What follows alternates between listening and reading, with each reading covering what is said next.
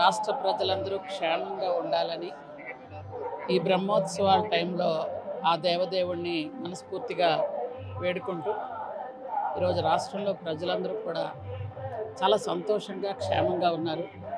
ముఖ్యంగా దేవుడికి జరిగినటువంటి ఏ అపచారం అయితే ఉందో, ఎందుకంటే దీనికి సుప్రీంకోర్టులు హైకోర్టులు ఏవి కూడా సామాన్య భక్తులే మనకి క్లియర్గా చెప్తున్నారు.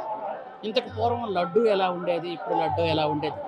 ఇంతకు పూర్వం భక్తుడు లడ్డు పట్టుకొని ఇంటికి వెళ్ళడానికి 2-3 రోజులు టైం పట్టేటప్పటికే 4 రోజులకే లడ్డు కొంచెం అంటే ఆ మాట కూడా అనకూడదు, పాడయ్యేటట్టు ఉండేది.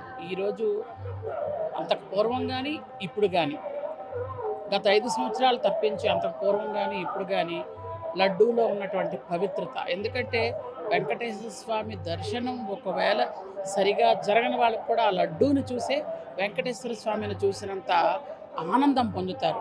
కాబట్టి అట్లాంటి లడ్డూ తయారీలో పూర్తి జాగ్రత్తలు తీసుకోవాల్సినటువంటి బాధ్యత మనందరి మీద ఉంది.